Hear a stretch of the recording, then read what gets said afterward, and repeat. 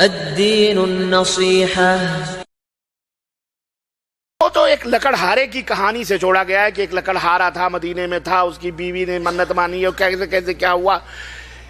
یہ در حقیقت ایسی بات نہیں۔ یہ جعفر صادق بالآخر یہ ہیں کون جن کی نیاز دلائی جا رہی؟ جعفر صادق ایک بہت بڑے امام ہیں، آل بیت میں سے ہیں، نبی کریم صلی اللہ علیہ وسلم کے خاندان میں سے ہیں، اور قریب کروں میں آپ کو امام ابو حنیفہ کے استاد ہیں رحمت اللہ علیہ۔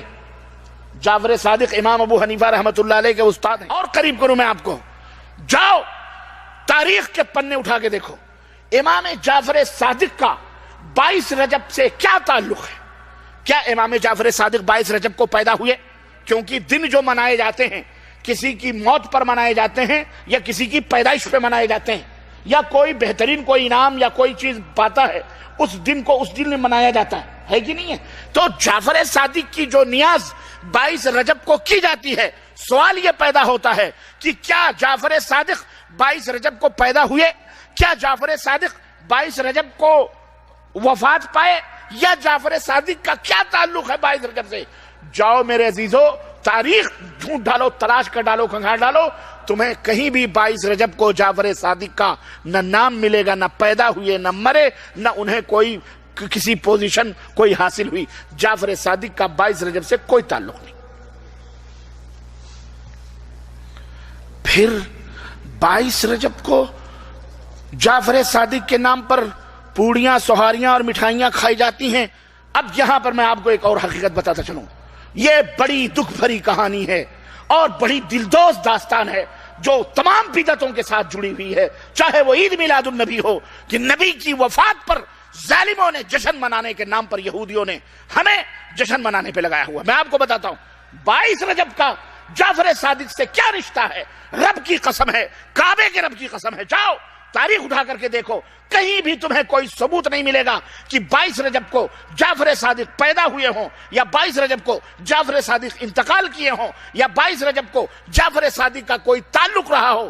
کہیں بھی جعفر صادق کا 22 رجب المرجب کو جس دن کوڑے بھرے جاتے ہیں کوئی تعلق، کوئی رشتہ نظر نہیں آتا۔ ہاں، ہمیں ایک تعلق ضرور نظر آتا ہے 22 رجب المرجب سے۔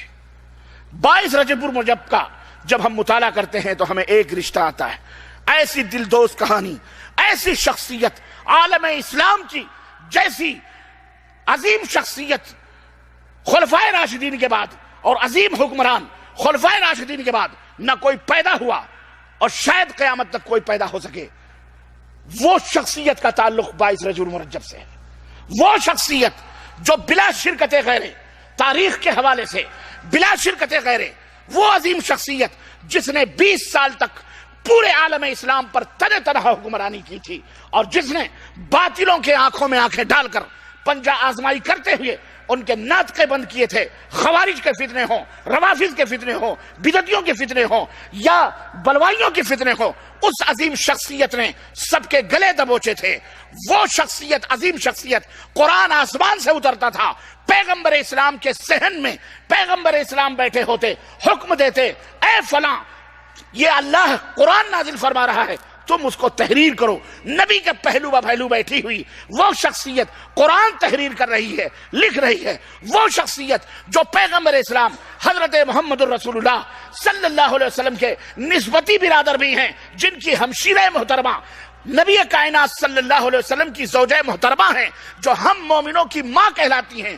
وہ شخصیت جو قیامت تک آنے والے تمام مومنوں کے ماموں کہلاتے ہیں۔ وہ شخصیت جو بلا شرکت غیرے 20 برس تک جس نے حکمرانی کی تھی، تمہیں پتا ہے وہ شخصیت کون ہے؟ وہ شخصیت امیر المومنین امیر معاویہ بن ابی سفیان رضی اللہ تعالیٰ عنہ کی شخصیت ہے، جو 22 رجب المرجب کو جن کی وفات ہوئی ہے، انتقال ہوا ہے، ان کو امت مسلمہ یتیم ہوئی ہے، جن کی وفات سے اتنا بڑا صدمہ پہنچا ہے امت کو کہ حضرت عبداللہ ابن عباس خانہ کعبہ میں دسترخوان بچھائے ہوئے اپنے ساتھیوں کے ساتھ بیٹھ کر کھانے پر ابھی بیٹھے ہی تھے کہ خبر ملتی ہے، دمشق سے آنے والا شخص خبر دیتا ہے کہ آج امیر المومنین امیر معاویہ کی وفات ہو گئی ہے، کاتب وحی اس دنیا سے رخصت ہو چکا ہے، امت کا، لوگوں کا ماموں، مومنوں کا ماموں اس دنیا سے رخصت ہو چکا ہے، امیر معاویہ کا انتقال ہو چکا ہے۔ حضرت عبداللہ ابن عباس دسترخوان کو سمیٹنے کا حکم دیتے ہیں، دسترخوان سمیٹ دیا جاتا ہے، سوگ منایا جائے۔ کیوں؟ اس لیے کہ ایک عظیم حکمران آج اس دنیا سے گیا ہے، اس کا تعلق 22 رجب سے ضرور ہے، اس کا تعلق 22 رجب کو ہمارے تمہارے ماموں، مومنوں کے ماموں کا انتقال ہوا ہے۔ اب سوال یہ پیدا ہوتا ہے، وفات پر پوڑیاں کھائی جائیں، مٹھائیاں تقسیم کی جائیں؟ اللہ، ضرور کوئی نہ کوئی سازش ہے، ضرور کوئی نہ کوئی سازش ہے۔ یہ رافضی شیعوں نے ایجاد کری اس رجب کے کوڑے کو، اور نام دیا امام جعفر صادق کا۔ نام دیا کس کا؟ 22 رجب کو۔ 22 رجب کو جعفر صادق کا کوئی تعلق نہیں، لیکن نہیں، رافضی شیعوں کو، جو یہودیوں کے ایجنٹ ہیں، جو یہودیوں کی پیداوار ہیں، انہوں نے دیکھا کہ ہمیں خوشی منانی ہے، خوشی منانی ہے۔ کیوں؟ اس لیے کہ امیر معاویہ، جن کو وہ اپنا دشمن سمجھتے ہیں، معاویہ سے بدلہ لینے کا سب سے بہترین موقع ملا ہے، کسی کو نہیں معلوم۔ ایسا کرو، 22 رجب کو جعفر صادق کے نام پر اس فاتحے کو ایجاد کر دو۔ یہ فاتحہ ہندوستان میں پیدا ہوئی ہے، جعفر صادق کے کنڈے ہندوستان میں پہلی دفعہ بھرے گئے جب ایرانی شیعوں نے آ کر کے ہندوستان پہ قبضہ کیا۔ بابر کے زمانے میں، ہمایوں کے زمانے میں بھاگا تھا نا یہ بھارت سے، اور جا کے ہندوستان میں 50,000 ایرانی شیعہ ملے، 50,000 فوجیوں کی ڈریس میں ان کے علماء ہندوستان کے اندر آ کر کے اپنے مذہب کو پھیلانے کے لیے انہوں نے اس طرح سے تعویذ، گنڈے، پلیتے، درگاہ، مزار، قبر، یہ تمام سب الا بلا، اور جو نیاز اور فاتح اور دیگر چیزیں، جو یہ سب صوفی تصوف، یہ سب انہوں نے ایجاد کیا، یہ وہ سب انہوں نے ایجاد کیے، مسلمانوں کو، جو اہل سنہ والجماعت ہے، ان کو گمراہ کرنے کے لیے۔ سادے سودے لوگ ان کے ایجنٹ بن گئے، کھانے پینے والے بن گئے، کھانے پینے کے لیے پیدا ہوئے۔ انہوں نے جعفر صادق کے نام سے امام امیر المومنین حضرت امیر معاویہ کی وفات پر خوشیاں منانے کے لیے، کس کے؟ امام امیر المومنین حضرت امیر معاویہ کی موت پر خوشیاں منانے کے لیے پوریاں اور مٹھائیاں کھلائی گئیں، اور وہ خود کھاتے کھاتے